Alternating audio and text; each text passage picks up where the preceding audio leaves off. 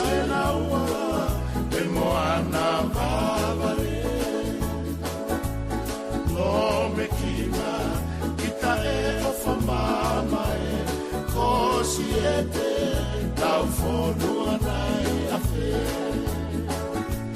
Lo se zingoe takafia e laione Manu leo pulu sila hoi mai hosi te E toki mofua tori e mau pasi pe Turi ki e wha Ke uri taputa foe No e loto i ki lasi e te fie ua Siu e manu siu Whanga e na he o whonua Koholo e laha Fie tuku si ana taula Kai tala e ai E ngofua hatu ki uta Mamanaki tala e fua mai re Si o patunga loa E ne laui a fe Fola ua tonu E te fua ki e lo se O isi e te Tau mu a koa ki fe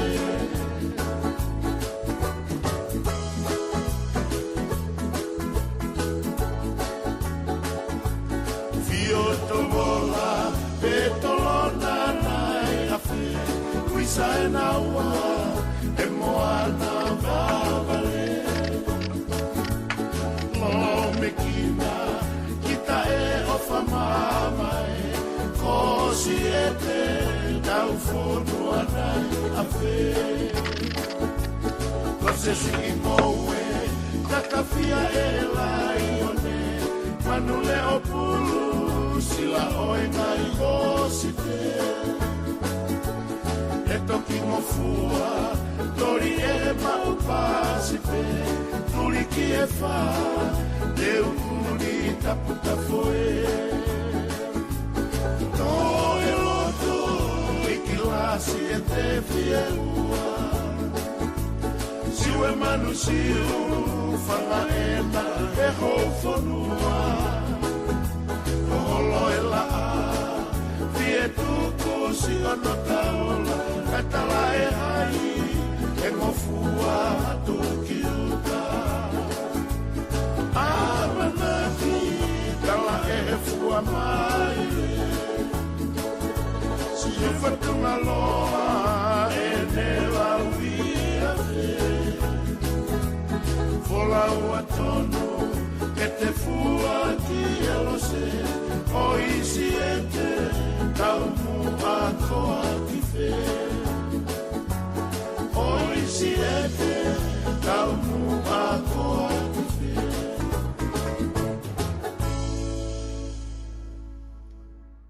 Ko kori ke hu whaamua I he talamalo e whanua ka mai ngahi tala whatapu koto be. O ku whaafatapoa te polokalamani ka ata mo e whainga maari e koe ni.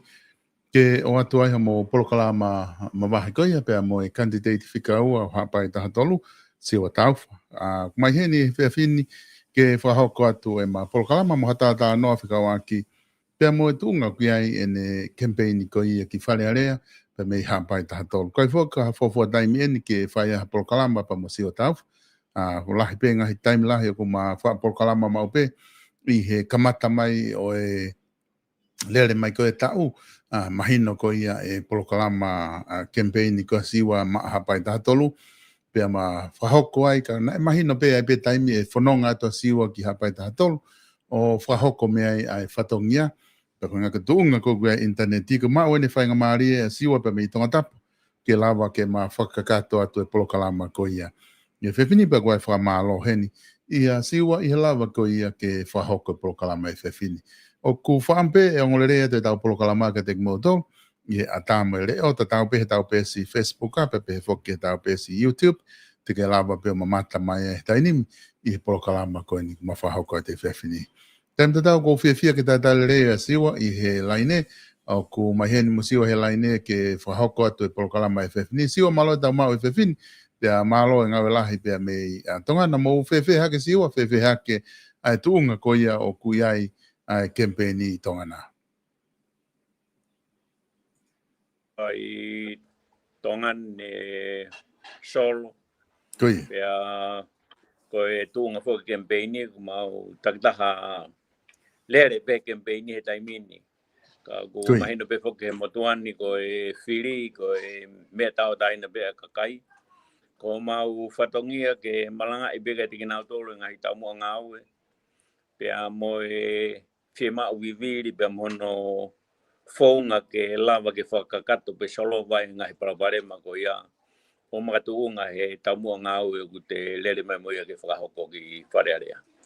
Ko e mau ki ho ka be he ahon patawang e be he ke toi fu uhalahi mai ke uesia ta polokalama ki foloa beta ta whakahoko polokalama ko ni ka ko fia lahe bito ho tuku mai ha whainga maari mo ku ke polokalama tua. Koi. Mahina pito ai whakau ko ni ko ilo ipe siwa ka wika hau pe ku whahoko ai whiliwharearea to prelulu wika hau. Kwa ke fu toe lahe taimi i he kempeni ka ko whainga maari ko ni mau o whawhiwhia ke whahatara noa mo koe. Pe ke kāinga ko ni kuna au lava o mimuhi ngai polokalama mo whanongo atu. Ngalawa ke nau mau pe whakafofua whewhe ai anga o kempeni tatu whita te tonu ko ia. Ki hapai tātolu siwa whewhe ai tukunga kui ai ho a ahi holo i hapai tātolu mo wakai holo ke ngahi otomotu mo ngai whetu ko ia kunau kau ki he sone koe no hapai tātolu o ku whewhe ho a ahi atu ki he kai ngā ki hapai tātolu. O koutu whako tangata kandidat katoa pehe ne a ahi holo koutu ku makatunga pe whako ke whenga he a ahi holo ko te whiema o kakai ke whiri ka te kita. Ke mawhato ngahi whika pau he whiri ko ni. Ka kia te au toi ai mo me ai o toi mahuluangen mahu i ngā ke te au. Ko te au tonu o sio ke ngahi paraparema lava ke te ilo i pau ai a ngahi whiema o viviri. Pea moha ngahi whonga ke te lava tokoni ai ki hono ngā ue i ngahi whiema o viviri ko ni. Ke matuunga me ai ha whawhainga maari e kakai. I kainga tape ha pai ta tolu. Ka ki ha tangata pepe ka whine tonga te ne whiema o ha tokoni o whelawe i moe ngahi makatuunga ku te sio ki ai. Ka kono whakatoa solo ko ongo i pe ko whie maari e pe. Ko e hahano ola e whiri. Ka ko e palani ngau e moe whakatu tuu. Ko babe ke hoko atu he osi ai aho anoa. Koi. Ai a tu ko hita taini mi sewa ko hauhinga ku ke i tonga tapo he taini mi i he ofi kon ke ko foki mai ene te we ke whahako e Filipe ko hapolo kalama ke whahoko i tonga tapo na. Iyo ko tonga tapo ni ko whahako e ko whakataha i he pōpure lulu he taimi fitu i he holo lahi beheno e sestonga hoa iki. Pea ko hinga me ne u foki me mi hapai pea ko ne osi u prokalama ko e te ulere atu ki eua mandui foki ku hiki mai a mango pea kuia ko mango iki o eua o he kui ai pe ai ni ihi toko si ku ai solo ku o kai ko e uhinga ia ko ki fika toko si ka mahu inga pe ka teo ke wa kana dolo ko e neongo ko fika si ka kunehanga fofofonga i kainga haabai pe ko tangata pe ko whine tonga o kune whabai ai eua ka ku ngo i beu toton be ke wa ke ai neongo na ke la va ia o a usia tapa ko to apeo haabai ta tolo ka ko ku fataha a weo ata be ka fainga ta ha ku fielanga fra economica ka hau he ko tu ko e ko motuani o whate fito ia ki ha ngau e te tau whai ke lava solo vai ha ngahi parapare ma ku tau whianga ngai moia te lawe i mo whiema o viviri ai kainga tonga. Koi.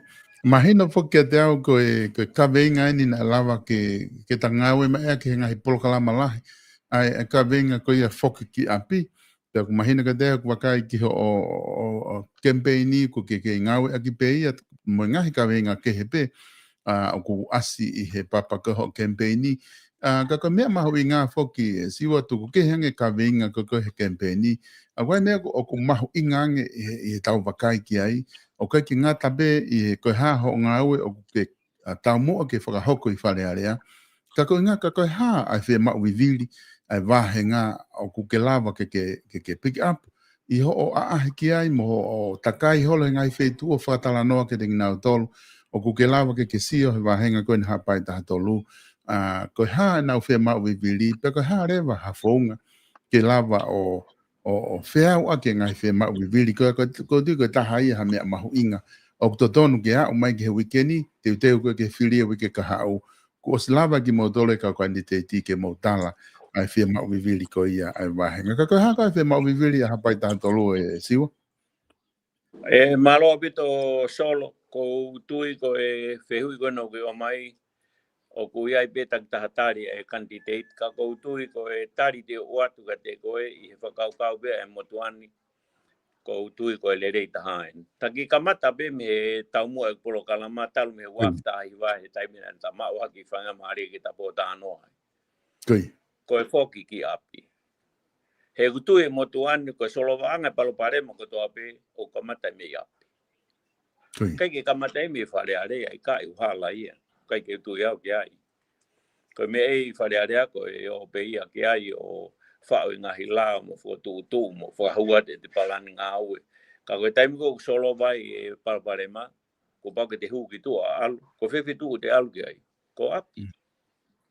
Pea ko alu kone wau holo kone ki hapai tātolu, kai pinga te hapai tātolu, ko lue la holo befo ki tongan.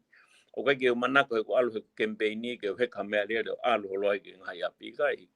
Ko lue pea alu a whawhia tue api ka paku whahala alanga I hapai ko whawhia tue apo tāno ka tātou. Ko roto ki honga o atu ngai kui whima wiviri koe ni. Ko taimi whuku nofu ha tangata I muri. Pea pehe ko teu whoki hapai. Ko whi whakaukau pea tangata ko tō ko whima wiviri o hapai. Ko toko ni tō tai mo lahalanga. Kau kehe au pito he taimi ko te au tonu ai ko sio pe te takai holo. Ka tata te whitu ke motuani I solo ko motua whukena tupo ke pe ai hapai. Pea ko ilo au ngahi tono no me whima wiviri. Te watpe ai ngahi whima wiviri ko ni pea ko tui o ku mau behe motuani haki oko ke solo wake.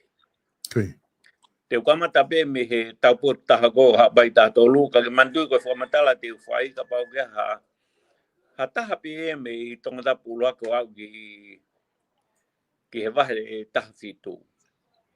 Ko whamatala ko whai o ta whai ko he pōni ko whamatala I o malawa pe ke whai I he ngahi wahe ngā ko toha ka pau whima. Ko tū ko a hapai ha hake ta talanoa ki ka wai ha ano. Ko kawai ha ano ko whakakai pukotala ha ano mui toa. Solo ku iaho nau malohinga nau tolu ka koe whewhie maa wiviri. Ko nau malohinga koe whangamonu manu tapu be mo ki nau tolu nau mea mai ke taporo kalama. Ko osi pau I au hei kai ke toi ia I ha whetu ui ai tongani kotoa. Te nau whenga ke ofi nau whe au hi ke whangamonu manu tātau te whito ke whangapuaka I he kawai hano. Pea koe palo pārema o mau pe whoki I foi niu motu ui he taimin.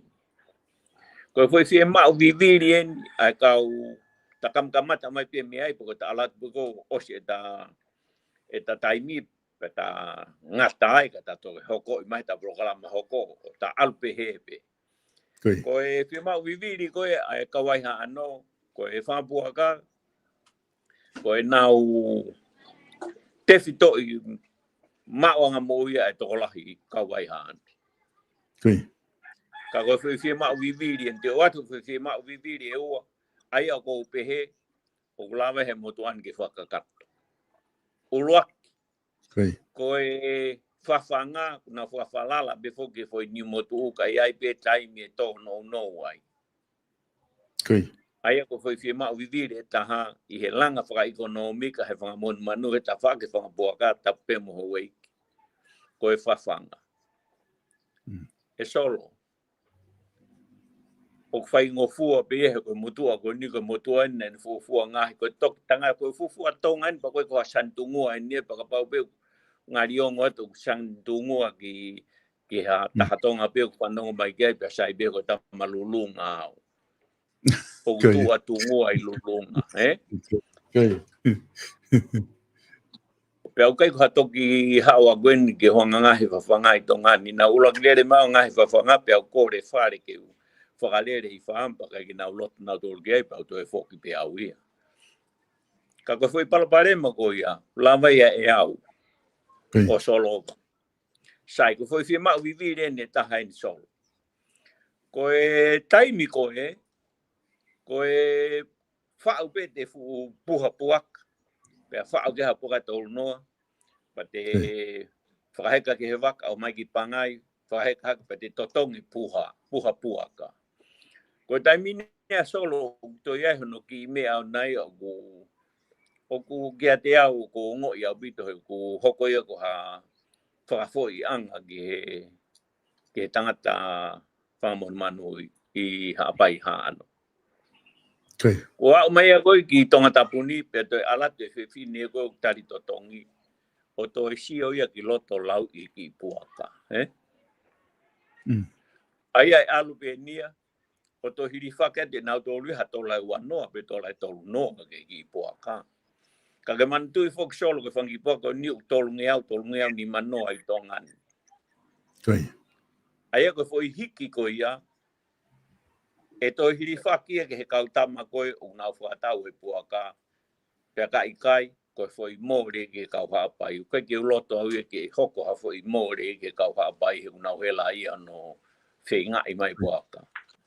Ko tangare wai au I ko ki foi solo wanga ne ta te hoka ko mo tangata tak mamata ai fo ke nau ki ofo tamai na dona o stawang e fu waka media ka o palangin waka hifan ka o palangin na o mamata o tanga ikai ko e tak mamata ia a siwa ta fa ko candidate ka o ko o hapai o kehe ko tak mamata beni ke ka o tonga Porque kau tonga ko ia ko kau tameu na tunu puaka ko tu pe mahalo kuā ui to ko hongo fulu kau tunu puaka I tongan. O kuā ui ki puaka ia tola ni mangeau tola no ngeau ka to e lava pe to taha ke pe ki o lunga. E nau tunu.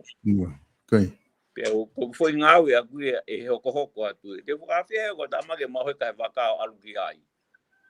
Ala tu kita mau fisa kolo ko na o whakakakai. Lotonga ne whanga puaka, mahalo ki talatu e tamai a koe ni koe me tongani o te wai au ki puaka heu wanima. O mau alu pe he ai pe o atu ki puko tala, ku toko lahe pito kau tama koe ko hatoko taha pe. Alu atu ki haa anu pa mau alu ki mui toa. Koe mau whoki mai pe koe ko talangi he kau tangata. Sai e kau whaama puaka, tau whau e tau whanki pua puaka, whau koe na wustalat pe he kau tangata e nau puaka o nau whia mau. Sai. Tau whaheka ki waka, mau heka I pe mo kau tamtunu puaka koni me tongani, mau o mai ki pangai, pia koe whatongia re vaini. Mandu koe hui whatongia pe ni a e solo ko pore pe au kia ko no ngā koe se vaniti au a kakai. Pia koe ke uhi ngai nia ke toki hu ki whare area, pia au toki hoko koe se vaniti I kai. Motu ai nia ko se anga pe ngā koe se vaniti talu pe kutupu. Koe kua mai pe koe mai pe koe ki waku koe nei pangai pa pia kau tun puak. Ko mou ngahi puaka ena. Taki taha totongi ne puaka o ape. Sio ke ne no mai si sol. No pa mama. Koe whahinga tokoni pehe. I o koe whahinga tokoni pehe. O te talanoa I pehe. Pia koa wia solo ko osi ilo I pau pe te ula pe o ngau e whakataha pe mua whahinga ta. Tatau pe ku matu I ke. O ula pe ke ngau e mua whahinga taha pe. Osi ngau e ngahi ngau e. Kai ke ofi ke ngahi mea ko whipake mui e tongani. Ko osi mateu pe ke ngau e pe mua whahinga kulu. ka ko hinga foi tatala noa ko na hi ma o viviri Kui. sai ko da me tau ko ke ka wai fo o ke ai pe fanga po ka ai ka ko na malo hinga na to ria ko hi apo Kui. ai ko fo na tatau pe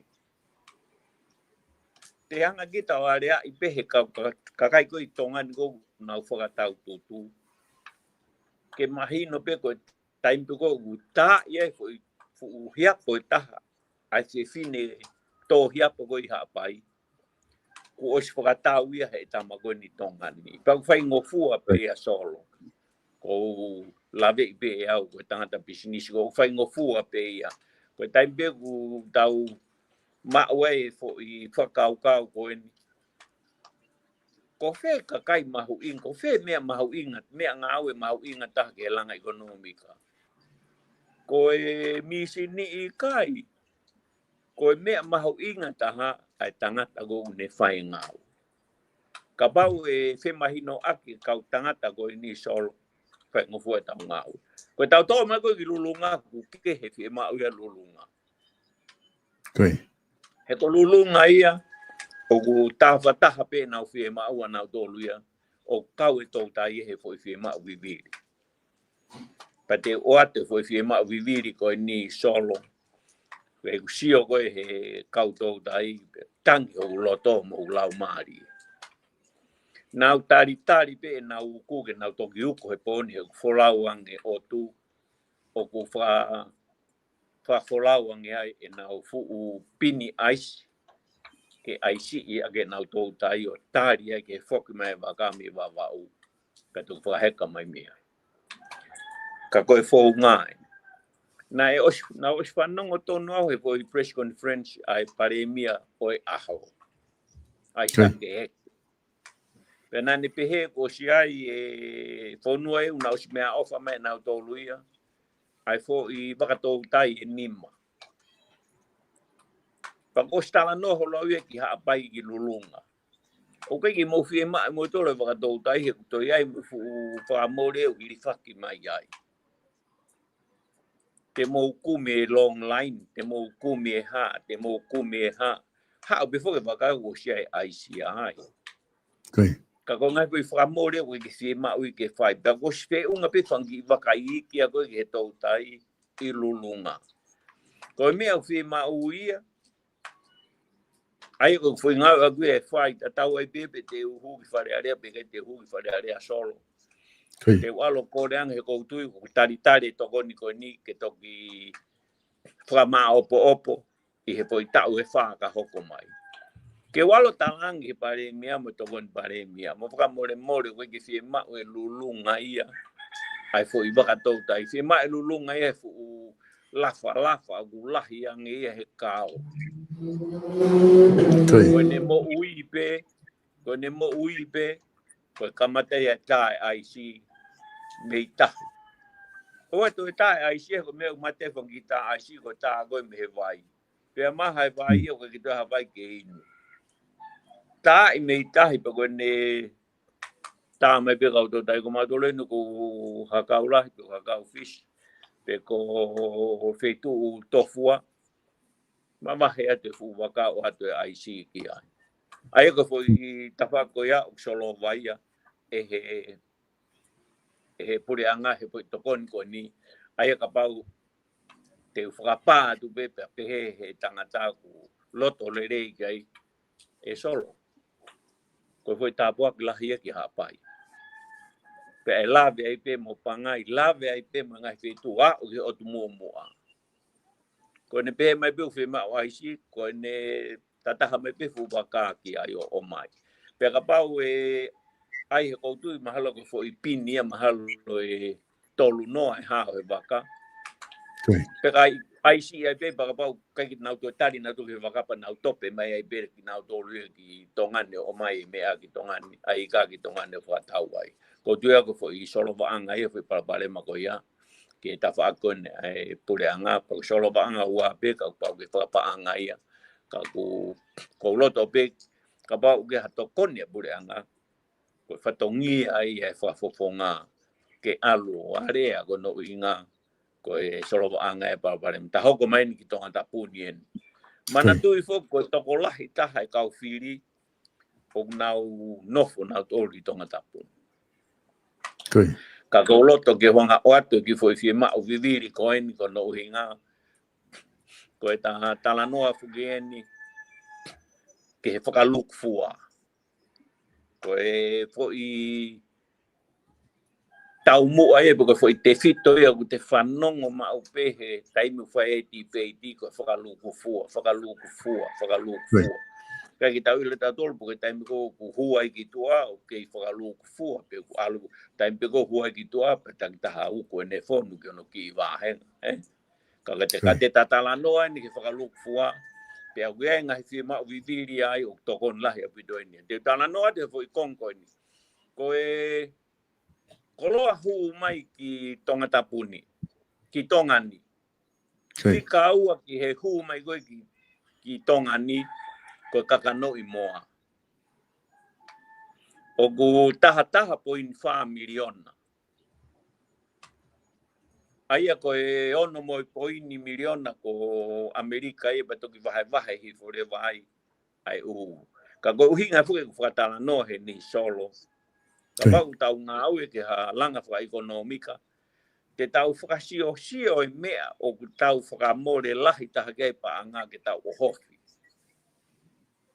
he kai ki tau whakasio e tau toria ai mea koloa ku mai tau pehe ko ni makilu pa tau ohofi ni makilu kai tuke taha po in wha miliona ia ko tau whakamore tau pa anga ke o mai aki kai te tau whenga ke ohofi ai koloa o ku mai lahi taha ai ko fika wine ko lave ke ba te lave le ke ai ko no inga ko winga ku lave ki heni solo o ku laka ge he toko no nge auto pulahi o kau volta ko e ki abai ta dolu o nau me abe tongan na o hiki me na dolu me ha abai o nofo heni ka nau ke fie tangata ha pai bena to mo na fine ha pai na no foi sa ko kakano i moa o taha po in family ona ai fa amor ai fonuani ki to por anga con no huma sa ka pau ko i moa ko ha me o ki ta hangai o kumi hakakai ke na hanga o fralere mo pa ko tatala no ko ni solo ko fa hinka kai no o loto ke na fanongo ha aho he ta pro kalama ko ni uruaki ko pare mi e fonua ua to kon pare mia pa kon tolu ko na kapneti pe mo ka fofo o toton ke na fanongo mai ko no nga ko time de na nga fa ta hai de na i lo ko fo i mata vai en o kunehanga e o whakatuai e taulanga wha ekonomika. He tau whakamore ki tua. Kai ke tau tānaki mai mei tua. Sio, whakamore tātaha 0.5 miliona he tau. Kai ke tau lava tau tōruia, ke tau hua toha tau koloa, ke tānaki mai whai tātaha 0.5 ikai. Ka koe whaungai, sai. Ko e whamatala koe te whaet koe ni solo koe whamatala whakastatistika en okupau. O kai koe whamatala koe ni koe whamatala whakamahalo i kai. Ko e oswai au e homoeka gen pa koe swekumi au ia. Ka koe whika koe te o atu ka koe. Koe whika mo oni au koe whika i o whakamahalo. Ko hapai taha tolu. Koe tau taha nima ke tau tolu whaa. O ke foi peset maulunga ai me tau tahani ma ke tau tolfa ko i kai pe ke na to fi fok na to lo ako kapate ta fra ma o po foi to lahi ko a solo o kai ko haki to ko si ko foi to lahi ko ha bai ko to ko wange au tu pulahi me tau tahani ma ke tau tolfa kai bing na to fio no tolio ako ta bebe ka pa to ha foi to te au ai ke na al na tolio tori o to e fu te au tu pulahi na no fo no ape o ke lo al tonga tapuni tonga tapu uluaki pe toko whange au tupu tau tahanima ke tau tolu wha kai pe ke toi fia sai te o te wat leo ko fia ma viviri ko o solo vai uluak ko e tau whanongo tala noa pe he taim ka toa pe o fia ma o pe ke tau i e whaito kona tapu tau i whaito kona tapu e solo ko tau tahanima ko ni he tau tolu wha ko ni whange au tupu i tonga tapu uluaki o tata noa pe ni tonga tapu uluaki Pepe ko tai mi una no fono ai ko ha no me fo kau. Sio ke e foki ki api. Ta ko foki api o tokoni he fetu ko ke pe ko foi tokoni ta. Tokoni he fetu ke. Pa te o atle fo kon ko ni ko ilo ku ke me ape ke ku pena ku o lo ki ko mo ilere ko wa ko ya.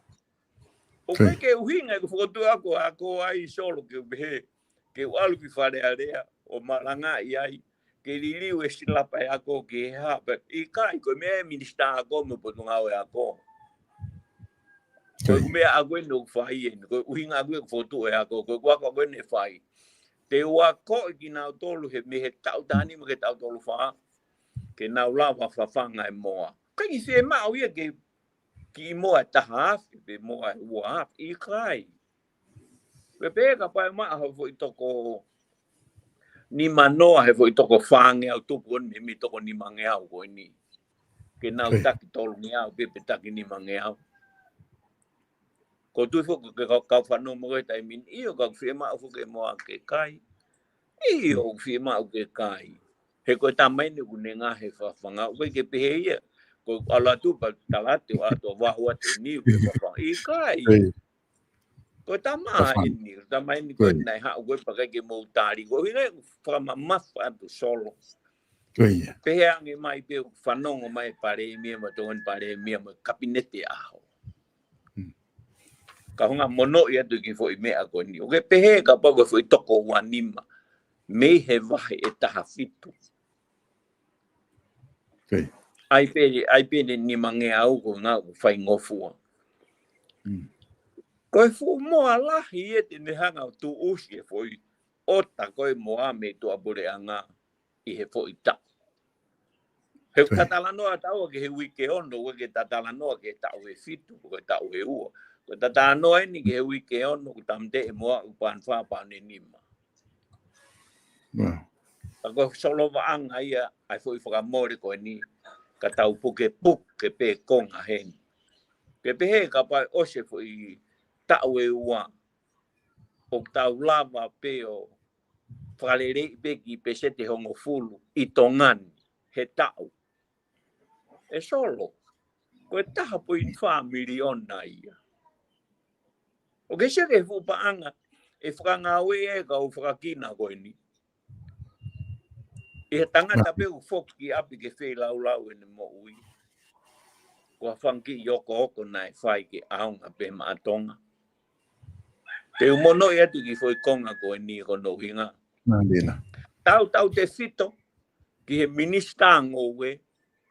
Pe mo e minista to utai ka pau te na whanonga mai. Ko whima viviri a hapai. A hapai ko kakau he moana.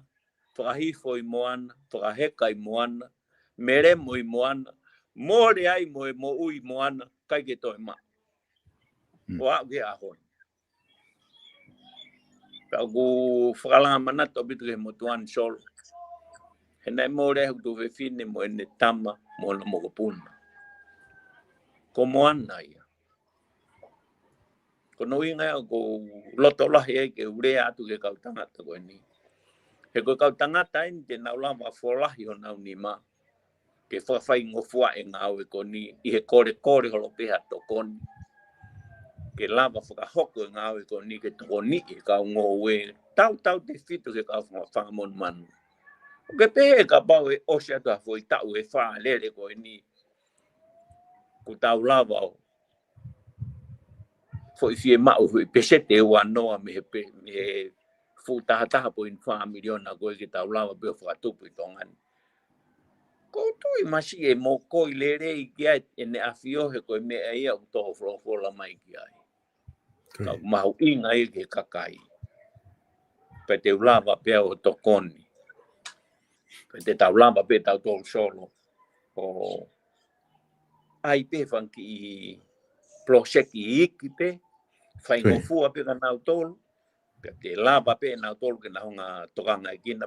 Ka kuhinga fogo tana to ni solo ko osi fai me go ni tongan.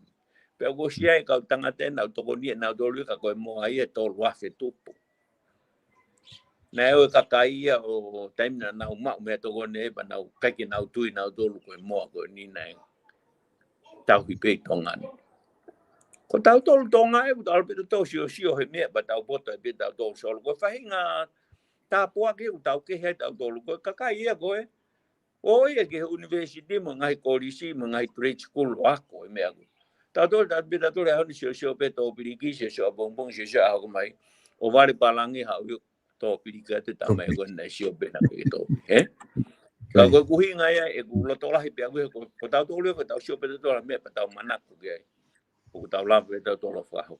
Te ki la vet ke foi kon ni ko tu ku he ku ta o mai ke foi kon ni pa ko lo to la pe au solo ko o si fotu tu fangi me tatau be ki he fanga mon manu hange ko kauwai ko fotu tu fangi me ke anga e fangi apua ka fi ma ke fai ko stala ka na tol ko fo nga ni ko stala mai ko e fotu o mo ki komiti ai mo nga fatongia ki ai mo no hingoa ai mo muskeritari pa mo ke pange fala ka o faava mo ki account ni ai ko time ko fai mo kore to ko ni o ka ki to ha u to ave ki apotu nga u ko ne abe ha to na tu ki ai pero kama tale o ta ngai fa nga sio que no ka ki to ala tu ka hai ala tu ka ko ya me ya ko ke ki komiti ya ko lo ta la mai ko foi mai u a me ki komiti ya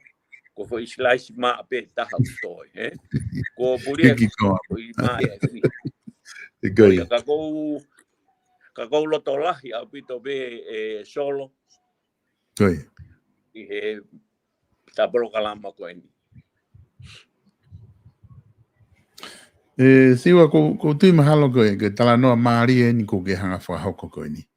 Ko hinga fok he go lo ko taha ni pala pare ma ta fi hanga mo ye tonga. Ka ko hinga be ku ke puri hata. Ko si to fola tu I he tāpuni na ne to fola lahi ngā ue ke whai pe ke tokanga ke whare are ai November tata te whito ke ekonomika na ni to fola atu ki mo atu o whie ma o peke ke whai pe whakalerei ka mo whalerei ta whakwa ekonomika koe ni koe hufi koe ni whare are le tala mai whie ma o ke whai e ngā ue ke tau economic freedom ke tau ataina wha ekonomika ko se hanga be he tu ia o ne moko I pepa ne o se hanga be ia I lo I le rei ko pala pare mai ni I tau ekonomika tau te hanga I muia ka kulahi ke daimi siwa o ku tau whakawhalala pe ngahi wahenga ko E ta ko whi mau vivile wahenga tama sai pe ko ngua E tau paanga whakawahenga moni pe ia aunga ka kone ala pe ko tu wha tu whoki na tak whiha os ko ki hawa inga mea ia ke lawa whakatupu mai ki ngā ke vilo ai paanga ki hau goni ki tau ki ala te paanga wahenga tau ka hau ko of nofe whangi moa ia toko taha he api mai ni ki moa ana tahafe ki te ala tuko toko ni hoko ko ala ke wafe ka koe whainga tufa fuko whainga I wahenga ni ihi wabe pe ia wahe atu pangane ospe koe nau mea na tau pa wai mea o ku hoko whoke taim te he o wanga I api ko whanong he kau kandidate he nau aahi te mataim ko whai wha e ke tamai na tol o wanga I api o koe ke ao E paanga ia ka nau tol wha wahenga o ngata pe ia he whangi kulupu kwa e nau ki hanga ki kulupu tolalanga pa ki kulupu ngou e mo mea na tol pe ako na tu mau E nau fotu tu mau E na te siri ni wahenga o wai whangi api o masiva tau taha o se tau ia mo tau te kenge nau kai na tol ha se niti me he paanga wahenga koe tolu kilo tupu mau ka kou tui mako koe whotu ko ni kuke whai siwa Ke fotu lele he ku aunga ke puaka, aunga ke moa. Tongo mea kai ia ku lahe tau whakamore he taim lahi. Ka tala noa siwa ke whawhanga, ka toko lahi ai, ke seti koni ke o mai. E ke o mai foki, me he tau taha fia ke tau tolu nima, tau taha nima ke tau tolu wha, e toko lahi ka kai oku ke nau te whia ako nau tolu mo mea. Ka pau e hau haku vai ua u ka kai ko he u wahenga, ke nau whai e fo i business ko ni ko whanga moa, mo whanga puaka. O ke pehe e lava e he, mate fuka ko palapare mai ka ke ala ke ka kai ka ke lava o whawhanga. Ka ke mao ha fo i niu ke whawhanga moa ke nanga. Malo whiwhinga e tau me mea kai bai mao ha ke nanga whiwhinga ke nau kai whanga puaka. Ka e lava he whawhanga ko te ke lava o a ko ina tolu ke me wahenga ko toa ke nau mao pe whawhanga lahi ke lava whawhanga ko hala hi tāte nau lava.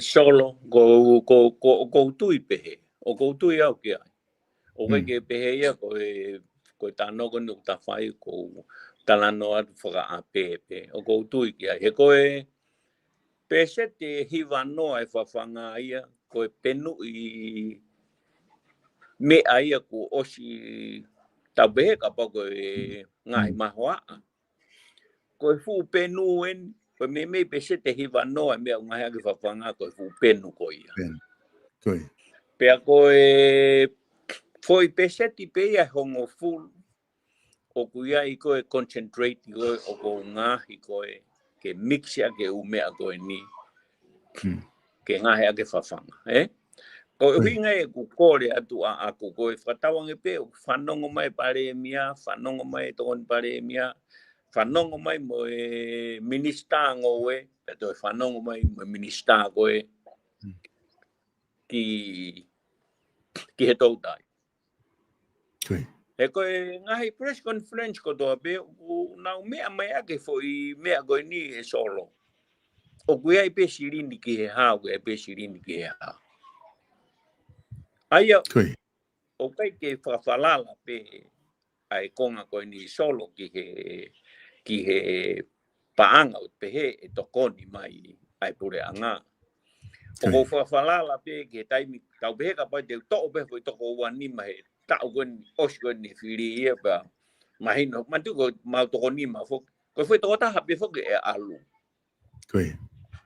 tau pe mau to fa mau to lu to ko to ta ko akwa wi to ko to i kai ke no ia ba pe ko ke to i kai ko ngau ia ke ngai me ko malanga ko ni e solo tak pau ke fai ngai kore o spai fo tu ang solo os mau ia pa de ngau ai ki foi proclama ko foi hange ha pilot program tau be e rakhu mai ki mo e fit ngani manoa ke tau hi e o se fo wike tolu ko frafe i mai tala fe kaulahi Australia New Zealand Japan ko fefu na o ma talang ko wike tolu e ko au ke wike no te tamate ko te frafe i mai na do ko o se wike on ko ngau ko no mau fai ko mau fenga ke tokoni he no langa fa economica o ki motun ko no inga ko me o finanga lo ke ho mau tu i mo mau ka ta ki ke langa fa economica fo nuan ko nga utoi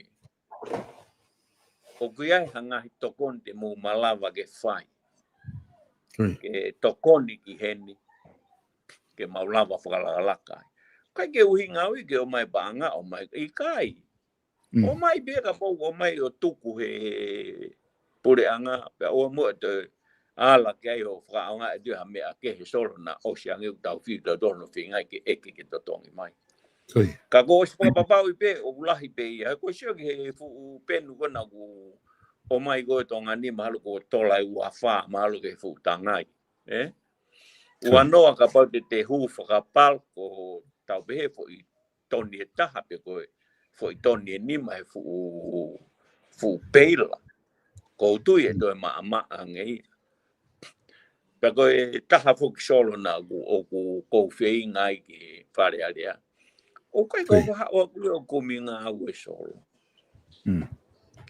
Ko hawa ko foki api o tokoni.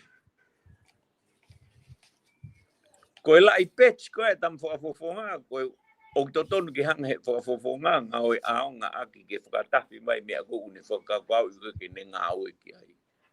Ta ko tu ki ai solo. E la pape. Mari.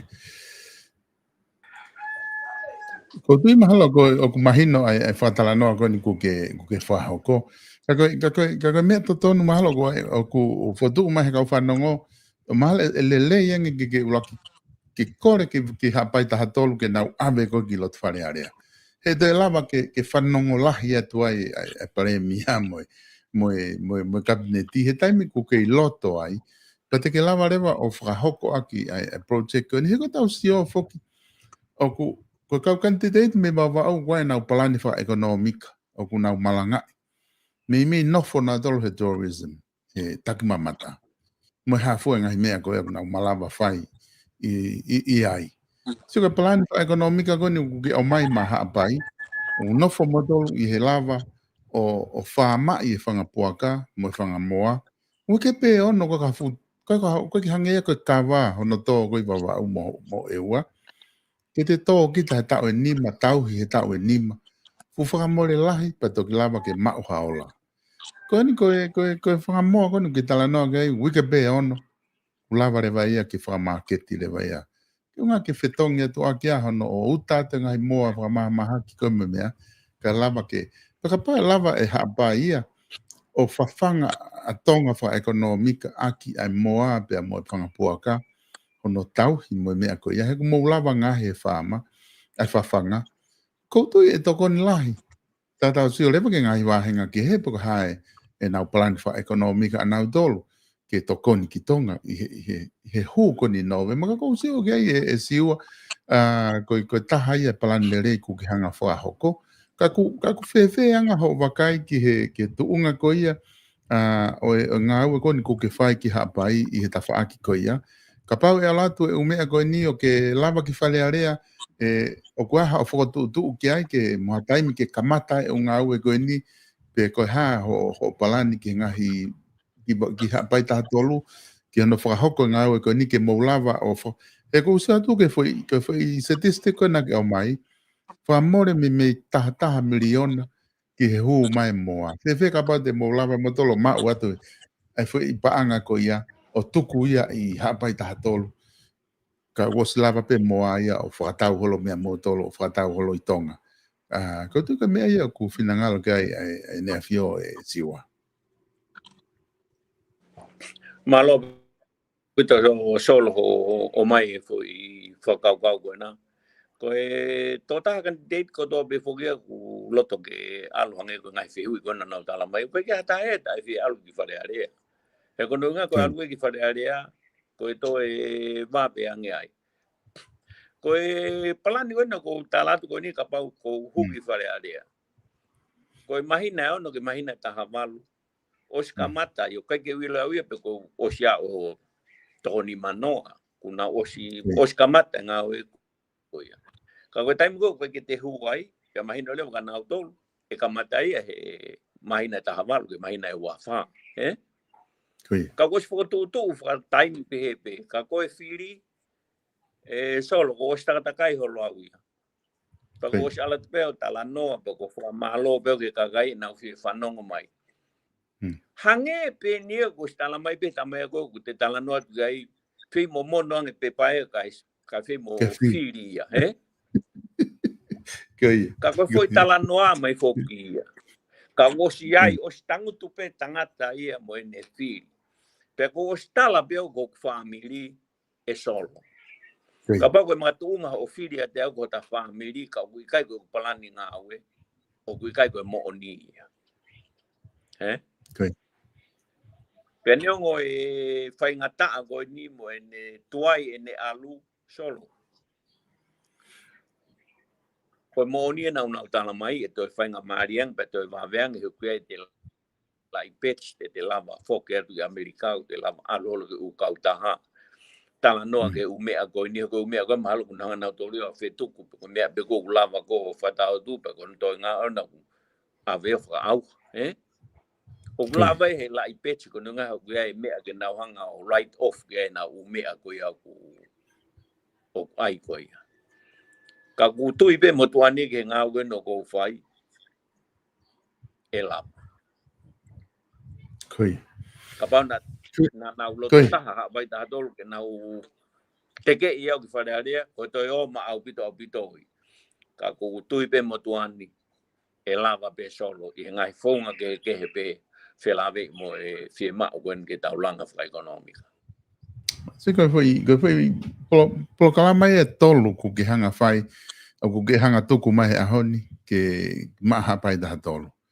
Pa fanga e fanga moa, pa fanga e fanki puaka, panga le re apita ngo foi o ke ya. Pa na ke hanga le o mai me solo va ko ia o tau tai. E ko tu ko ha pai fo kia me ta tau na o tu motu lahi ka kai na ma mo me heika me tau tai. Ai ka kono pala mai ni ku ke lava whakatoka ngai ai na ki whatara noa ki ai. E tari peka o tau tai ke taimi ala toa e waka he koe unga koe poloka. E kovia i ka ia ka pai mao mai ki mua. Ka ku ke o seanga ko whakau ke whai ngā ue ke solo waaki kono o mai e lafa ke ne whaue ia poloka me tahi o ngā ke lahi pe alu peka o tau tai ia tau tai ha whainga taimi pe o mai o whakapoloka tari e ke ono whamaketi. O te kune solova, ai whai mea tolu kaka foi project la lahi ia, ku ke o se hanga o tuku mai ki hapai e siwa. Ai a ko huinga e palapare maa, ai si e poloka ko tau whenga ke poloka me vai, ko ngā whinga maha ko huinga ke lava peo whakatau o lava ngahi a ka mea kai, ka ko whai poloka me tahi, ko whai kona pe poloka, whiunga pe ia mo no whapoloka ko e tau i ka, na kainga le rei pe nau a siwa, Solo ko he kai ke ia tahai o alo mau hano toke tā whilo sefa e ha o ala toa ko e tamatou tai ke tau tai. Kono i ngā he kuosi au ke te au o kai ke ulawa e au e ke uto ala tau a ko i hoku ki foha. Ka kou tāna te whakoi ni solo ko ma fusi ko ia nau alu kai o au ke alo au ke mea kou whai ai fusi i ka. Ka kuia e whounga ia ki ono whakatolonga i ka. He kuwhi e mau e i ka ia ke maha to pe to aisi. Pea kuia e pia no whounga. Ko whounga e kuia ne kau muia e he hoko e motuani solo. Pea te ke ilo e pia koe kono inga nanga e tau whakakui tap moho i ka tamte boaka pia hoka i ke alo to ki tua. E ka pati e whakasisina ki poaka o mate fultamakia patatunu e poaka koe mate fultamakia mo e poaka na e hoka i ke alo to toki tua o kehe peo na i fō. O tatau pia mo e tau tahi. Koe toi ai koe mei kahi. Koe toi fuule rei au pito ia solo. Ka koe ai pia no whonga pako no whonga e no solo vai. Kai ke fufi e mao e hapa i haku te emu fufu i whakamole lahi o lau kilu ia ki he long line mo u mata o mo e hafu e u mea koia. He ko hau bea whakai o ki whakanau kakate. Ka koe fu misini koe ko ne mo ui pe misini koe. Ka mate tae poloka u hange mai aisi haha, he? Koia. Ka kutui pe mo tuani ke ngai fo i project koe ni neongo o ku mata lahi. Koia. O si teu be mo tuani a solo ka alu atu pa ke tari he minister ngoe mo minister toutai. Lava pe mo tuani o alu fetuta ke tui pe fetuta ke pare mia mo ya. O kai ko te hupe ki fare area pa ku fai ngofu ale i kai. Alu pa ko ni turi pe ko ki tapa te alu ke tui talang ko no ala tau ki ai lang pa ekonomi ka ke fie mau ko whakapuna mai au ke walu, eh? O e fōi, tau alu pe tau lue pe. Koe. Ko te mahina o pito e siwa ai ta whakiko ni ku ke talanoa kei. Ko ngai whoka ta taimi siwa ko ilo ku talawa talanoa e ni ke ngahi project ke tolu ku ke lava talanoa kei. Ka te watu pe ke hoko atu ka pau ko hamea ke loto ke hoko atu kei ke ta whakaosi ki ai. I he ngahi ngau e koe ni ku ke loto ke whakahoko ki wharearea. Ki mua ke ta toki osi he ta prokalama he ahoni. Ka te toki hoko atu rehe ta prokalama hoko.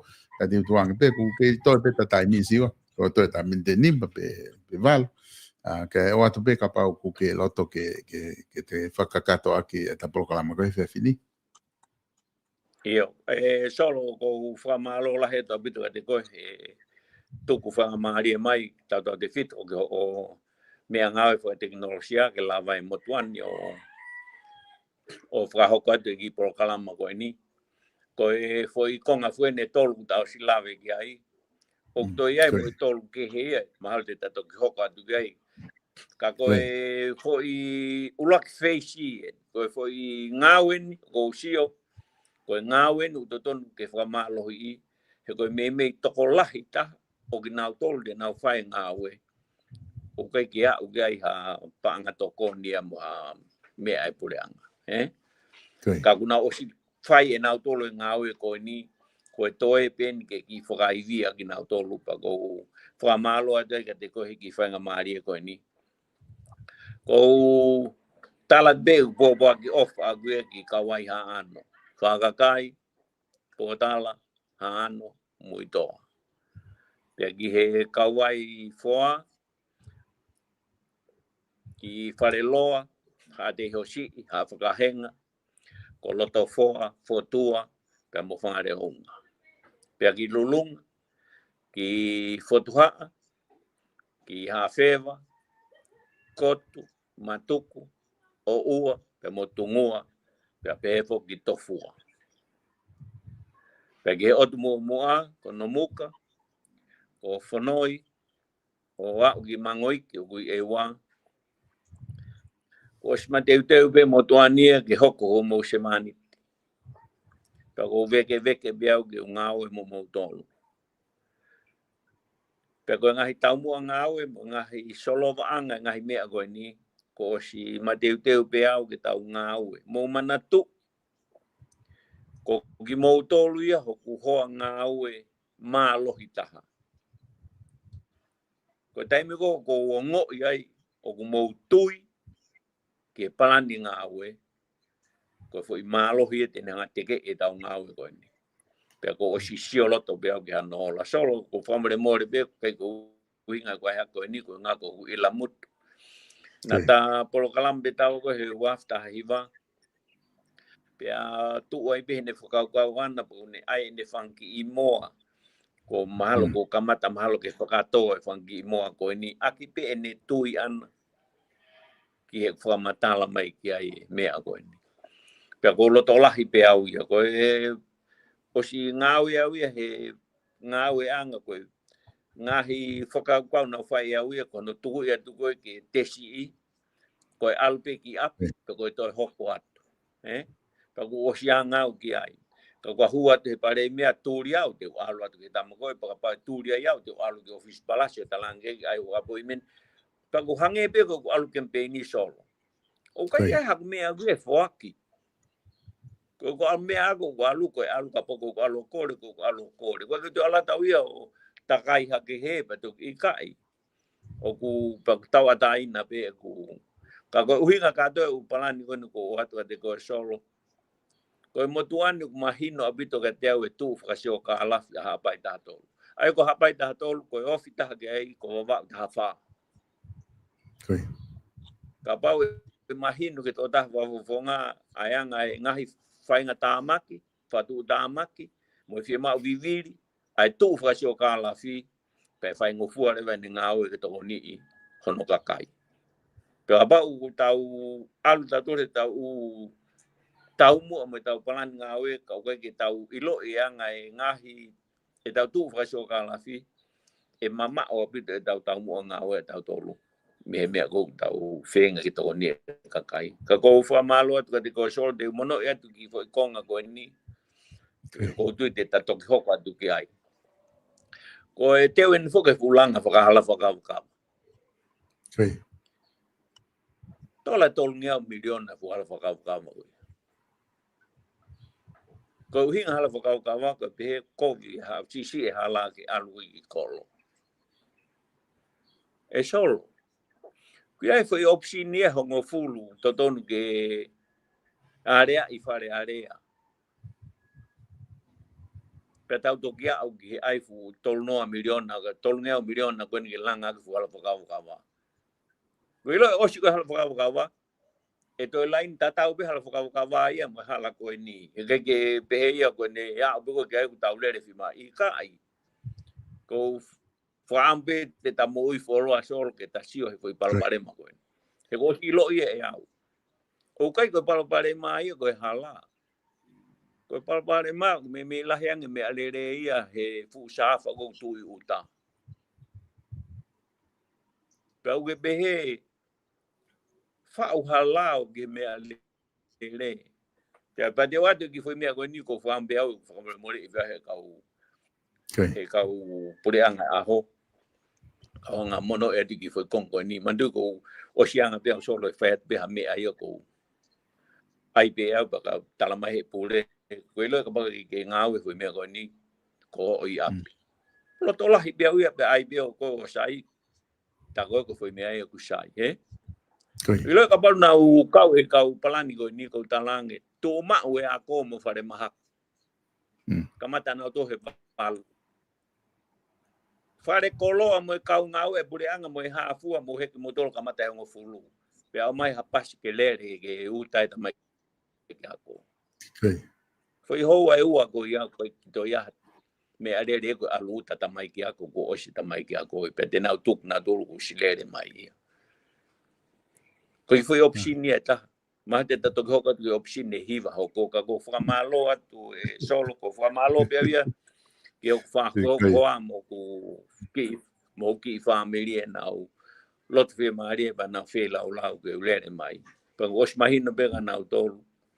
Ko ola firi ko me kakai neongo loto lahi ko loto lahi bitu be ia ki ai toki fakaha be a ho anoa pe ko tala be ka na tolu a be talang ko ha be o a weni ki lulunga ko tamalulunga o ko ke ia be ke a hondo ko ke tu be ko fo no a neongo na ete a lot ko hu a tu ko na veke ko ko na sio mo ko tamalulunga kai go sma be na firi na to ka ko loto au ke fimo o se firi ka ho ka tu au ke step hoko ka ko ki fa mario ko ni solo ko fa malo atu ko ho amo ko fa nau pe be ko family ni na po i ai firi ko no ko fai ka ko loto la be au ai ka kai ke ya me te mana wasi ai ko me abu ta mana wasi ai ka ba ko tamo o lunga une tala mai hawa go ki hen o te to no fu hen sio ke no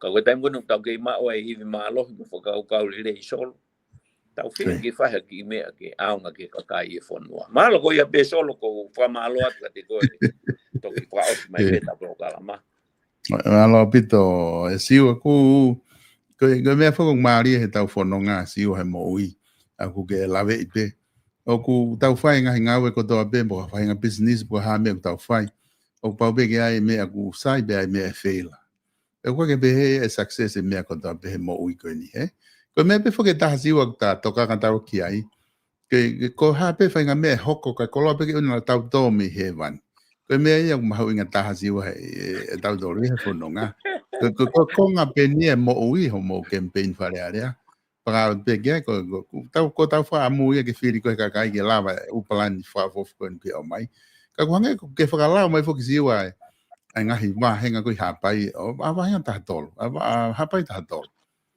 o ko po ke na va tu ate u fa ki mo tu ko ki he tu atu e po ha mai ki o tu mo mo fe ko alu ki ai ko ka me ai fa ngo fu ba mo on fo ke ta le tonga ko pe he ko whakafofonga ki ha pai tātolu koe ki aonga tahena e pere. Ko taiminu whia mao e tau kei. Pako tui siwa mahala e whiunga mea koe ni mo koe ko tau kei koe ni kuke mau e siwa. Pako whamaloa te lava e tā polokalama e aoni. Lava e whakatala noa ki ha pai tātolu. I he ngahi whakaukau koe ni kuke hanga au mai e siwa. Tala monu atu ki he hoko atu ho campaigni hena. I he ngahi wahenga koe na ku iai ai kakainga mi hapai taha tolu. Kata toki hoko atu pe he ta polokalama hoko. Ko ti te ta whasesio pe taimi ai te ki toki whailonga mai pe. Ke ta toki hoko atu ki ai he kuwawe pe hoko. Awe wika hao ka mō mao ha mālolo le rei. koloa pe kulaba le rei hono tuatu anga hi mea koni siwa. O whatu siwa kata toki sio he proklama koni ka hoko mai. Iyo, o whatu malo bit. Malo. Whamaloa te kainga i he lava koe ke mō kau mai he proklama tala noa mawahe koni pia mō siwa taufa ko e candidate whika ua o hapai tātolo. Ai aku mai heni ke whakahongo atu pe hono le oba mo ne palani ngā aue pia mo whaari ari atu ne tokoni wha ekonomika o kune taukawei i he whoki ki api ma hapai tātolo pia mo tonga kotoa. O whamena e ongore rei atu ai tala noa ko ninga tingi mo tolo he whiawhini. Mo mea ata toki hoko atu ko proklama hoko mai ai whiawhi fitu ko e proklama mai a candidate ki tonga tapu hiwa. Candidate whika aulaki tonga tapu hiwa i polito la salo ai aku teu ke hoko atu i hoko ai fitu. Whamalo atu ka tingi mo tolo tau toki sio vea nai he fitu. Ka mo mea